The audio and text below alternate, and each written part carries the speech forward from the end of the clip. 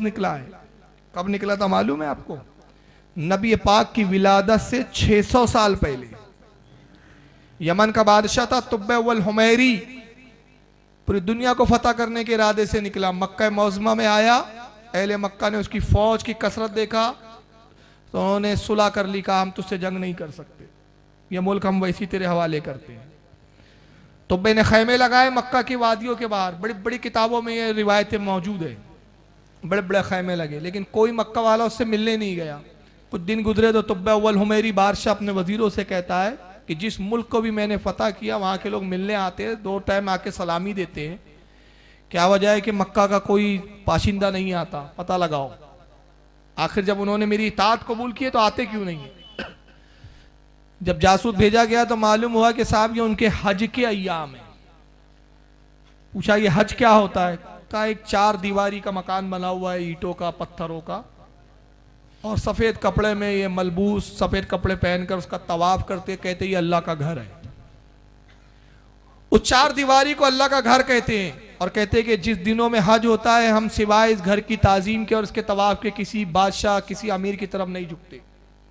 इसको बड़ा गुस्सा आया, कहा उस 4 दीवारी के मकान के लिए मेरी ताजीम को छोड़ा इन्होंने। कहा कल सुबह होते ही पहला काम ये करूंगा कि काबतुल्लाह को उठा दूंगा। बस जैसी ऐलान किया उसी रात उसी वक्त एक ऐसी बीमारी में मुब्तला हुआ कि नाक से बदबूदार पानी बहना शुरू होता है। सबसे पहले बीबियां भागी खैमों से, फिर पहरेदार भागे, बॉडीगार्ड भागे, वजीर भागे, तना खैमे पड़ा। हकीम जब जाते तभी खूब इत्र वगैरह छिड़कते हैं, खुशबू बदबू आ यानी दब जाए, खुशबू आए। नाकों पे कपड़े बांध के जाते हैं, देखते हैं नब देख रहे हैं, नाक को देख रहे हैं, समझ में मर्ज नहीं आ रहा है। 2 या 3 दिन गुजरे, परेशान हो गए। आखिर तबीबों ने फैसला किया कि चूंकि ये अरब के अंदर बीमारी आई, हो सकता है ये इसी मुल्क की बीमारी हो, यहाँ के तबीब इसका इलाज जानते होंगे, मक्का के तबीब को, मक्का के डॉक्टर को बुलाया जाए। एक बड़े ज़ईफुल उम्र जो बड़े तजुर्बेकार तबीब थे मक्का के बुलाया गया। बादशाह को देखा, बस जैसी देखा तो फौरन कहते हैं ये बीमारी ज़मीन की नहीं आसमान की है। तो बादशाह ने कहा क्या इसका इलाज है? कहा इसका इलाज मेरे पास भी नहीं, और बादशाह मेरा ख्याल और गुमान है कि तुमने अल्लाह की किसी तकद्दुस वाली मुकद्दस चीज़ के तबाह करने का इरादा किया, लिहाजा ये अल्लाह ने तुझ पे बला नाजिल की।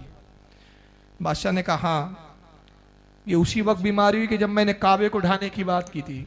कहा ये उसी की सजा है, तौबा कर ले। काबतुल्लाह की उन्होंने अजमत बताई तबीब ने कि ये इब्राहिम खलीलुल्लाह ने बनाया, ये अल्लाह के नबी की तामीर है। उसने दिल ही दिल में तौबा की, जैसी तौबा की धीरे धीरे ऐसी बीमारी गायब हुई कि जैसे कभी हुई ही नहीं थी। तो अव्वल हुमैरी बड़ा मुतासिर हुआ, कहा कि मैं अल्लाह रब्बुल इज़्ज़त पर ईमान लाया और मैं उस घर का तवाफ करूंगा। चुनांचे निकला, अहराम बाना, तवाफ किया। तवाफ के बाद एक कोने पे बैठ गया और अल्लाह के घर को बड़ी मोहब्बत और अकीदत से देख रहा है। अब दिल में अकीदत बैठ गई। वजीरों से कहता है कि वजीरों, मेरा दिल चाहता है कि अल्लाह के घर में, काबतुल्लाह में और आम घरों में फ़र्क होना चाहिए। जैसे आम लोगों के दीवारों के मकान है वैसी ये घर भी है। तो बादशाह से वजीरों ने कहा कि आप क्या फ़र्क कर सकते हैं? जैसे इब्राहिम खलीलुल्लाह ने बनाया वैसा ही होना चाहिए, इसमें सोने और चांदी का इस्तेमाल नहीं किया जा सकता। कहा अगर तुम, मेरा इरादा है कि दोनों घरों में इम्तियाज हो जाए, तो इम्तियाज के लिए मैं चाहता हूं कि खाने काबा पर कपड़े का गिलाफ डाल दिया जाए, इसलिए कि लोग अपने घरों पे गिलाफ नहीं डालते। वजीरों ने कहा अच्छी बात है। अहले अरब ने भी पसंद किया कि पहला बादशाह तुब्बे अव्वल हुमैरी जिसने पहली बार गिलाफ काबा खाने काबा पे डाला है, और यहाँ से उसने जहन दिया, इसको रसूलुल्लाह ने पसंद किया, बरकरार रखा। सरकार ने ये नहीं कहा ये बादशाह का अमल है, हमें क्या करना है, उसको पसंद किया सरकार ने, और गोया जहन दिया कि जो चीज़ तकद्दुस वाली होती है उसको गिलाफ चढ़ाया जाता है। तो आम कब्रों में और वली की कब्र में चूंकि फ़र्क होता है, इसलिए हम वली की कब्र पर गिलाफ डाल देते हैं, ताकि पता चल जाए कि ये आम कब्र नहीं, ये तकद्दुस वाली है। जैसे खाने काबा पे गिलाफ डाल दिया गया, पता चल गया ये आम घर है, ये अल्लाह का घर है, तो वैसी कब्र पर जब चादर डाल दी जाती है तो देखने वाले को पता चल जाता है ये आम इंसान की कब्र है, ये अल्लाह के वली की कब्र है। उसके बाद तुब्बे अव्वल हुमैरी कुछ दिन क़याम करके निकलता है और उसने फिर इरादा तर्क किया कि आप दुनिया उनिया से मेरा दिल उचाट हो गया, मुझे कोई दुनिया उनिया फतह नहीं करनी है, वापस यमन चलो। यमन का रहने वाला था। जब निकले तो रात में एक जगह क़याम किया, पूरा जंगल का इलाका था, आबादी का नामो निशान नहीं। रात में तुब्बे वल हुमैरी को नींद नहीं आ रही है, खैमे से बाहर निकला टहलने के इरादे से, देखा कि दूर पर खैमा था और उस खैमे में तकरीबन उसके साथ उसकी फौज में तकरीबन 6000 उलमा की जमात थी। जो उलमा थे, अहले किताब थे, वो सारे उलमा बैठे हुए हैं, मशाले जल रही है। उसने देखा सब उलमा जमा है, क्या बात है, चला जाए। जब पहुंचे तो सारे उलमा ताजीम से खड़े हो गए, देखा बड़ी बड़ी किताबें रखी हुई है, संदूक लेके चलते थे किताबों के उलमा, किताबें रखी है। बादशाह ने कहा क्या बात है, इतनी रात में मशाले रोशन है, किताबें बिखरी हुई है। तो उलमा ने कहा बादशाह आप बड़े अच्छे मौके पे आए, हम सब इसलिए बैठे कि जब यहाँ हम पहुंचे तो इस ज़मीन पर हमने एक अजीब व गरीब खुशबू महसूस की जो आज तक किसी ज़मीन पे हमने महसूस नहीं की। तो इस ज़मीन और इस खित्ते के बारे में अपनी किताबों में हमने तलाश करना शुरू किया, तो अब हम एक नतीजे पे पहुंचे कि हमारी आसमानी किताबों में ये बात लिखी है, ये वो खित्ता ज़मीन है जो किताब में निशानियां बताई गई है, वही निशानियां हम इस ज़मीन में पाते हैं। और वो निशानियां ये है कि ये वो ज़मीन है जहां नबी आखिर ज़मा तशरीफ लाएंगे, यही उनका मस्कन होगा। तो कहा कि ये आखिरी नबी कौन है, तो उन्होंने अपनी किताबों से नबी के औसाफ बताने शुरू किए। कहा मोहम्मद उनका नाम होगा, उनकी पुष्ट पर मोहर नब्वत होंगी, उनका चेहरा 14वीं रात के चांद से ज्यादा हसीन होगा, जो उनके चेहरे को देख लेगा वो ईमान में दाखिल होगा, और उनके मानने वाले थोड़े ही अरसे में इतने फैलेंगे कि पूरी दुनिया में उनका दीन आम हो जाएगा। उन्होंने रसूलुल्लाह की खूबियां बताई, सिफतें बताई। जू तुब्बे अव्वल उमैरी, रसूलुल्लाह की खूबियां सुनता है, आंखों से ज़ारो कतार आंसू जारी हो जाते, मोहब्बत में रो रहा। यहाँ तक कि सुबह तक जिक्र रसूल चलता रहा। मैं कहता हूँ रसूलुल्लाह के 600 साल पहले मिलाद हो रहा है, 6000 उलमा हैं जो नबी का मिलाद मना रहे हैं। जब सुबह नमूदार हुई तो बादशाह ने कहा कि मेरी ख्वाहिश है कि अगर आप कहते हैं कि ये ज़मीन वो है जहाँ नबी आएंगे तो आप लोग यहीं आबाद हो जाइए, मैं आपके लिए मकान तामीर कर देता हूँ। सबके लिए बड़े अच्छे खूबसूरत मकान बनाया और एक मकान 2 मंजिला बनाया। सारे मकान 1-1 फ्लोर के थे, एक मकान 2 मंजिला बनाया। और कहा जमात का जो सबसे बड़ा आलिम है ये मकान मैं उसको तोहफे में देता हूँ। जो सबसे बड़े आलिम थे, 6000 उलमा के सरदार थे, उसको मकान दिया। और उसके बाद एक खत लिखता है, हिरन की झिल्ली बुलाई, उस पर खत लिखा अपने हाथ से। और खत क्या लिखा, कुर्बान जाइए तुब्बे अव्वल हुमैरी के अकीदे पर कि नबी की विलादत से 600 साल पहले खत लिख रहा है। खत यूँ लिखता है, ये खत है तुब्बे अव्वल हुमैरी शहंशाह यमन की तरफ से मोहम्मद इब्ने अब्दुल्लाह रसूलुल्लाह सल्लल्लाहु अलैहि वसल्लम की तरफ। कहता है आका मैंने आपकी खूबियों के बारे में सुना, आपकी पैदाइश का मैंने आज जिक्र सुना, और मैं आप पर गायबाना ईमान लाया। मैं आप पर ईमान लाया, सरकार आप मेरे ईमान पर गवाह हो जाएं। और अल्लाह के नबी, ये गुलाम आपका सिर्फ ये चाहता है कि जब कयामत का दिन बर्पा हो, कयामत और महशर बर्पा की जाए, तो आप अपने गुलाम तुब्बे अव्वल हुमैरी को फरामोश ना कीजिएगा, इसकी शफाअत कीजिएगा। और उसके बाद उसने दस्तखत की मोहर लगाया। चांदी के एक संदूक में उसको खत को लपेट के रखा गया, उस पर सील लगा दी और उस बड़े आलिम को दिया। कहा कि मेरी वसीयत ये है कि आप वसीयत करते जाएं कि ये खत, ये संदूक नस्ल दर नस्ल ये मुंतकिल होता रहे, यहाँ तक कि रसूलुल्लाह तक पहुंचे। उसके बाद बादशाह यमन चला गया। बड़ी तफसीलात है फिर उसके बाद की, मैं बादशाह भी मेरा मौजू नहीं है। 600 साल के बाद मदीने में, अब ये पहली आबादी थी ये 6000 उलमा की, इनकी नस्लें फैली और यही नस्लें फिर सहाबा कहलाए। अब 600 साल के बाद नबी पाक सल्लल्लाहु अलैहि वसल्लम की जलवागरी हुई, आप हिजरत करके मदीने की तरफ आते हैं।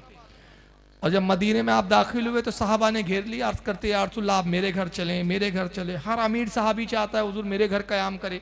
सरकार ने फरमाया मेरी ऊँटनी कस्वा को छोड़ दो, ये खूब जानती है अल्लाह के हुक्म पर मामूर है, ये खूब जानती है इसे बजाना कहाँ है। मेरी ऊँटनी जहां बैठ जाए वही मेरा कयाम होगा। देखिए नबी की ऊँटनी को भी इल्म था। ये कहता नबी को दीवार के पीछे का इल्म नहीं, मगर नबी जिस ऊँटनी पे बैठ जाए उसको कितना इल्म, वो भी जानती है कि तुब्बे अव्वल हुमैरी का बनाया हुआ मकान कहाँ है।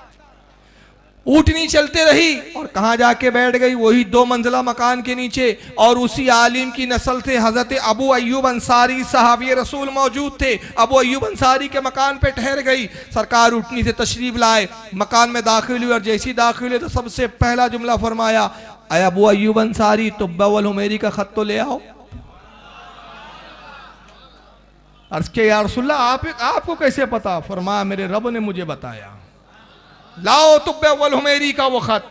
वो गए, बड़े मोहब्बत के साथ, बड़े अदब के साथ वो संदूक पेश किया। रसूलुल्लाह ने सील को तोड़ा, सील पैक था वो खत निकाला, फरमाया पढ़ा जाए। चुनांचे अबू बकर सिद्दीक पढ़ते हैं, ये खत है तुब्ब वल हुमैरी शहंशाह यमन की तरफ से मोहम्मद इब्ने अब्दुल्ला रसूलुल्लाह की तरफ। या रसूलुल्लाह मैं आप पर गायबाना ईमान लाया। सरकार ने फरमाया शाबाश है तुब्ब वल हुमैरी के लिए, शाबाश है तुब्ब वल हुमैरी के लिए।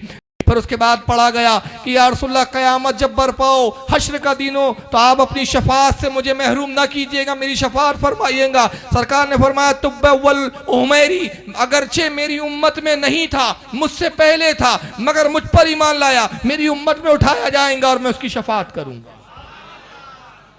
ये तुब्ब वल हुमैरी है। लेकिन जो मैं असली चीज बता रहा हूं वो क्या है, अब सुन लीजिए। इसको आखिरी में इसलिए ला रहा हूं कि जिस वक्त तुब्ब वल हुमैरी को 6000 उलमा ने बताया कि ये वही जमीन है जहां नबी तशरीफ लाएंगे, तो वो कहता है, तारीख और किताबों में लिखा है, अल-मवाहिबुल लदुनिया में इमाम कस्तलानी, और यहाँ तक के अल-वफा में अब्दुर्रहमान इब्ने जौजी, हजरत इमाम जलालुद्दीन सूती खसाइसुल कुबरा में बड़े बड़े इमामों ने रिवायत को बयान किया कि तुब्ब वल हुमैरी कहता है कि जिस वक्त सरकार तशरीफ लाएंगे उस वक्त तक हम जिंदा नहीं रहने वाले। अगर हम जिंदा होते तो नबी की आमद का जश्न मनाते, हम उनके जश्न में जुलूस निकालते, मगर उस वक्त हम जिंदा ना होंगे। चूंकि खबर आज मिली है तो उस महबूब की आमद का जुलूस आज निकाला जाएगा। चुनांचे तुब्बे ने जुलूस निकाला और उलमा फरमाते थे 6 लाख हाथी थे उसके जुलूस में। कितने हाथी? 6 लाख। पैदल अलग, घोड़सवार अलग, 6000 उलमा की जमात अलग, गर्ज के लाखों की तादाद में वो जुलूस था। और वो क्या कर रहा था? मदीने के इर्द गिर्द वो घूमता था और कहता था, हम उस नबी की आमद का जश्न मना रहे हैं जो इस ज़मीन पे तशरीफ़ लाने वाला है। हम उस नबी की आमद का जश्न मना रहे हैं जो इस ज़मीन पे तशरीफ़ लाने वाला है। अगर जुलूस निकालना खुराफात है, बिदअत है, तो रसूलुल्लाह ने तुब्ब वल हुमैरी को शाबाश नहीं कहना चाहिए था, बल्कि कहना चाहिए तो बहुत बड़ा बिदअती है, जुलूस निकाला था उसने। सरकार ने ये नहीं कहा, बल्कि क्या फरमाया, तुब्ब वल हुमैरी के लिए शाबाश। उसने गिलाफे काबा डाला, हम उसकी उस तरीके को बरकरार रखेंगे। बरकरार रखा, फरमाया नहीं कि बिदअती गिलाफ निकाल कर फेंक दो, बरकरार रखा। फरमाया मैं उसकी शफात करूंगा। तो मालूम हो गया कि जो नबी की आमद पर जुलूस निकालता है नबी की शफात से बहराबर होता है। तो बहरहाल जुलूस निकाले, लेकिन तकद्दुस